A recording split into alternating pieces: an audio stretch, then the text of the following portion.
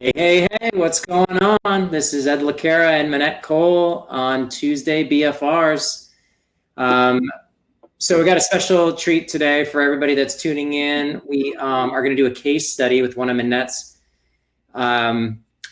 clients slash patients. I'll let Minette kind of do her own introduction, but we met about a year ago, I guess now, when I was teaching a Smart Tools level 1 course in kind of that Eastern Washington, right? Yep, that's right. That's right. That's where you guys are at. And so kind of take us, well, before we get started on your case, is there any questions that I can answer? We do this every Tuesday, kind of get a little bit of a 15-20 minute chat about BFR and other things in the rehab space. Today we'll be talking about post-surgical. We got a couple of ugly pictures, so if you have a little bit of a queasy stomach, you may want to be careful when you look at them. They're not terrible. They're not actually bad at all, but I can see where if people don't like post-surgical scarring and stuff, they might not like it. So if you have any questions, what you can do is just go to the chat in your upper right, type in a message, which I'll do right now, and feel free to type in those questions as we go, and I'll give you one more minute to ask any questions. And if we don't have any questions, then I'm going to we'll get started with our case.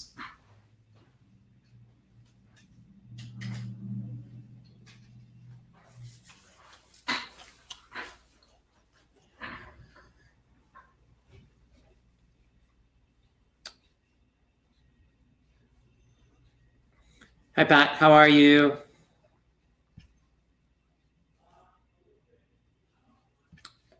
All right. Well, if we don't have any other questions to get started, oh, there we go.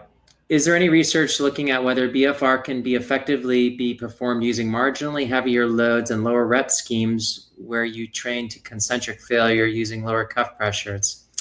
Lois, or is that Louise? Lois. Anyway.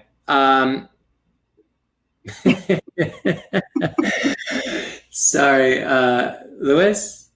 It doesn't help me because it's still the same. It's still verbiage. Anyway, there's been lots of studies looking at, hey, what is the best loads to use? And, you know, as independent thinkers, it's our curse, right? We always think, oh, we can come up with a better scheme than what's out there. Go with what's recommended. What's been found is that your biggest benefits for strength and hypertrophy are going to be in your 20 to 30% 1 rep max range. You can take them to failure. You know, I talk about it all the time. Take people to failure if you want, concentric failure. Just realize you're going to need longer time between sessions for recovery. You're going to have to increase protein intake. I use amino acids with my clients a lot because it's easy for them to consume. And especially for my plant-based diets people or my vegans, vegetarians, they need to be using some sort of amino acid or protein supplement in order to get the gains that you're looking for, but also recover, because otherwise it could be a 3 or 4 day recovery. I would expect if you're taking anybody to failure, you're going to get more muscle damage. And that's why you're going to need more time in between, 48 to 72 hours. Whereas if you don't take them all the way to failure, you're within like 3 or 4 volitional reps of failure. Really no muscle damage is occurring. And they've done studies two times a day training.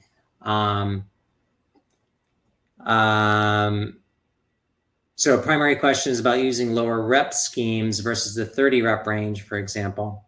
I mean, here's the thing. There's nothing perfect about 30 reps. What it does is it forces us to use a light enough load for somebody to do 30 times. And so that first set of 30 reps should be fairly easy. Like it should be pretty simple. And you shouldn't be really feeling much of anything until about rep 9 or 10 on the second set of 15. So 30, 15, 15, 15 is the normal rep scheme. If you're at 20 because the load is a little bit high, I mean, I think you should stick with higher reps because you're going to get more metabolic stress. You're going to get more fatigue later on in the scheme. You can do it. I just don't think you'll get as good of results, in my opinion. And, you know, based on research.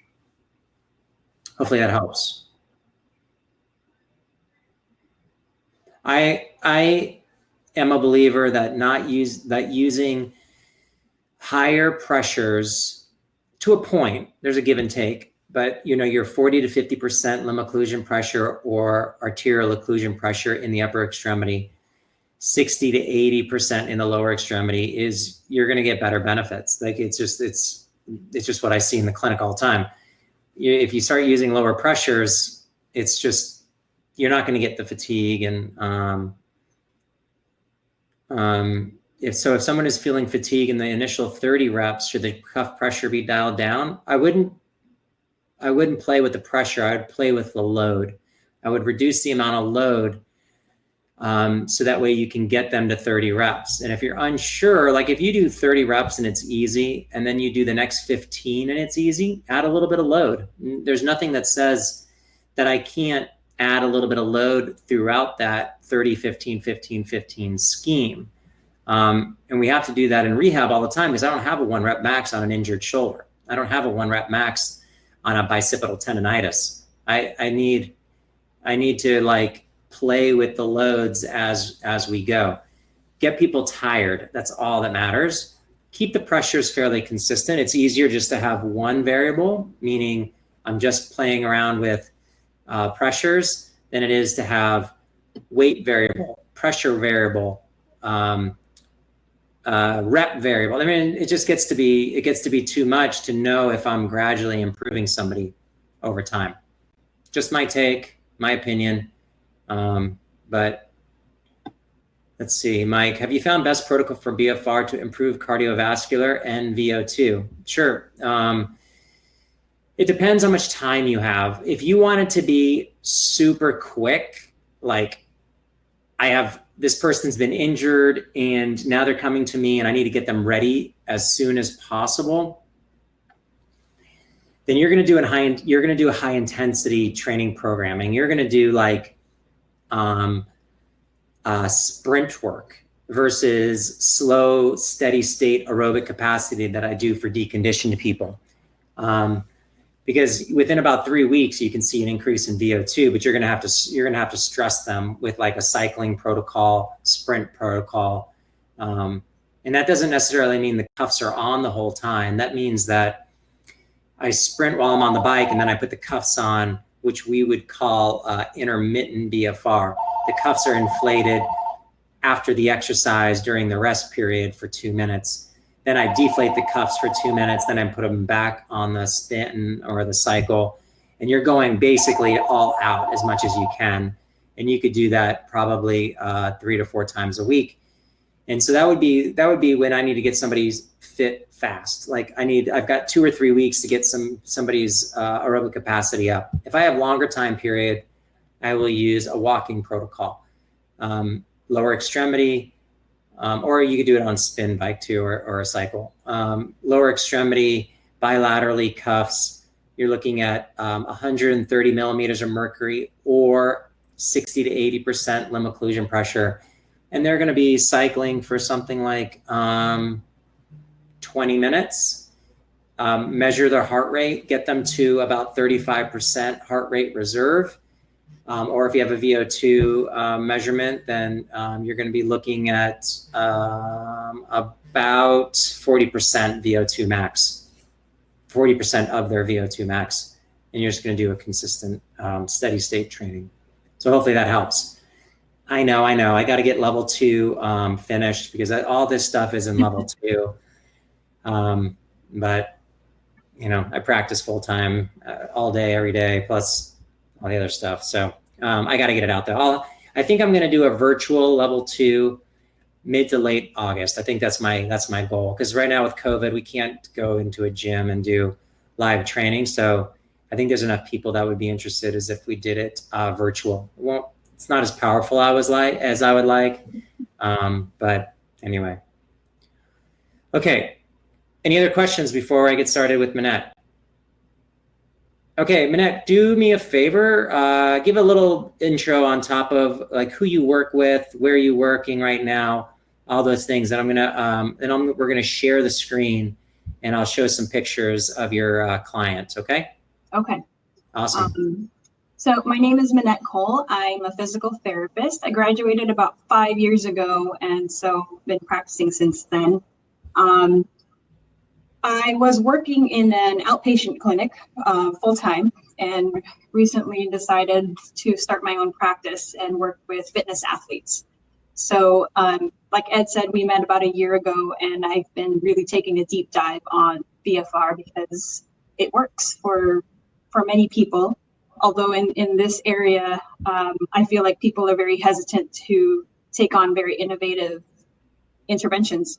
So I'm taking that into the CrossFit community, and they're very much, about performance and getting better quicker. So that's where I'm at. And I'm waiting on my business license to get activated. So here we are.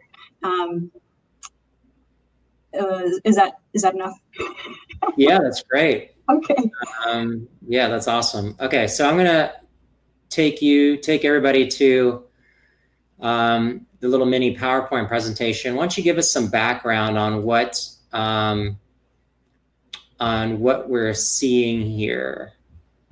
Okay, so this is actually a friend of mine who went skateboarding on July 9th in Oregon, and I guess he tripped and fell and broke his tibia and his fibula.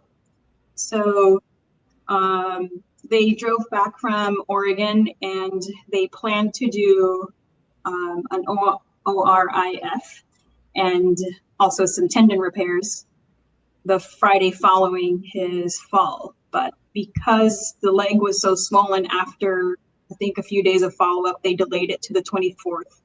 So about 4 days ago was when he got out of surgery. So what you're seeing here are the plates and the screws to hold his leg together. And based on what he said, that the tendons have been really torn, and so the orthopedic surgeon had to really tighten them up and do a lot of overlap to get them to connect again. So I've been talking to Ed about him and wanted to do some BFR prior to, but we just decided to wait.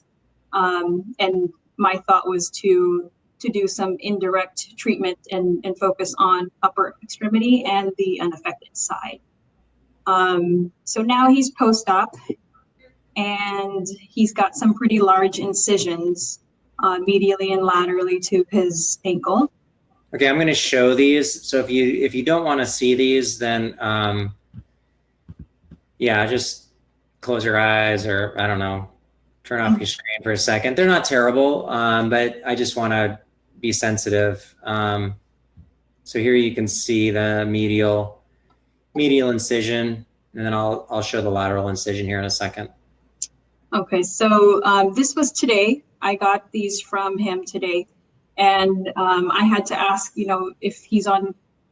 It looks a little iffy to me. It looks pretty red around the incision, so I had to ask if he was going to be on antibiotics, and he's not. And they are going to be putting a hard cast on him, which concerns me because, how often are they going to be looking at the incision? So from what I'm told, they're going to hard cast it today and then check on the 11th again to see how the incisions have healed. So I actually lent him my power dots. So I think I gave it to him like mid-July, like the 16th or 17th, to help with the swelling so that he can go into surgery, without any other issues. As far as I know, it's helped with his pain. And so I want to get started. And my question, I know that his incisions are pretty big, and they should be less than 4 inches, correct? If we're going to start and mostly healed. Yeah, well, they actually have to be less than, an incision site should be less than 2 inches if we're going to use BFR systemically. And the reason is we get a downregulation of myostatin, and that downregulation is going to affect scar tissue formation. So I would personally wait until these incisions are out before we do any BFR anywhere. Okay. I think there's enough work to do here getting the swelling out, and I would look at if he can tolerate like Normatex, other things to help kind of push this fluid out and try to and help that lymphatic system, because he's not going to be moving his limb, and so there's no muscular contraction to create a positive flow of fluid back to his heart. Obviously, elevating. I do not like the idea of a cast on this, and if this was my guy, I would have a conversation with the ortho that is just this. I just would want to keep track of this. I mean, if this is under a cast and it gets infected, we don't know. And what we're going to do, just take temperature. We're going to wait till he gets gangrene in his pinky or crawls outside. There's no reason to put this guy in a cast. I mean, unless the ortho is concerned about him moving it or not walking on it, there's no way. But you know, those are tough calls because these guys aren't doing the rehab, and so I'm surprised that they want to put it in a cast. But you know, every ortho is different. So I would just work on swelling right now and let these incisions get totally healed, and it doesn't mean you can't do anything on the opposite side. Doesn't mean you can't do some aerobic training. Upper body aerobic would be great. Bicycle ergometer or upper body ergometer. Doing some strength training on the opposite limb. You'll still get crossover. It just won't be BFR crossover until this incision is totally clean and healed. Okay. You know, what's the goal really is trying to, thank you. The goal is really trying to maintain aerobic capacity, right? He's going to get deconditioned pretty quick. Maintain size and strength of the limb as much as we can.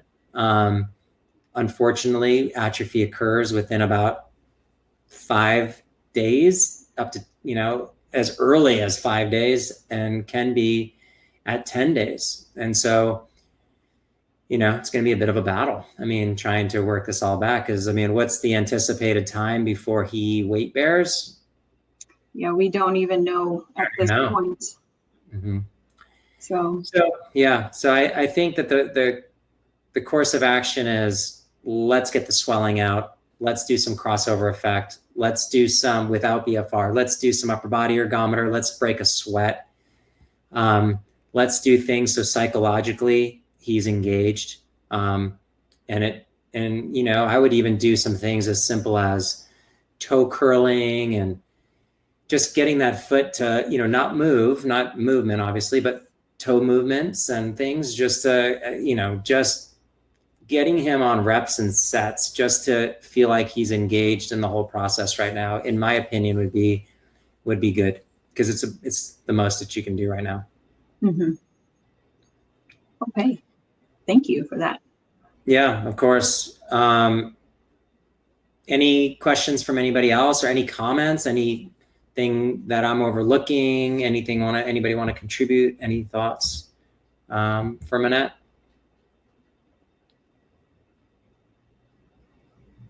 All right, awesome. Well, thank you so much for sharing this. We're going to label this on YouTube as a post-surgical case study. Hopefully people will be able to, kind of take some of this information and then apply it for their own patients or themselves. And so, we are coming out with our new cuffs. They'll be out there. The first shipment is coming out July 31st. So people will be starting to treat themselves, at least in early phase. Hopefully they reach out to providers like Minette or myself to get some guidance, but we never know what's going to happen on the back end. All right. Well, thank you again so much for sharing this. Hopefully people got something out of it. And yeah, thank you for having me.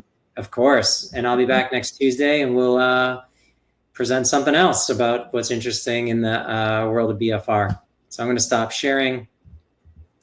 I'll see you guys next week. Be safe, and let's get through this crazy COVID time. Bye for now. Bye.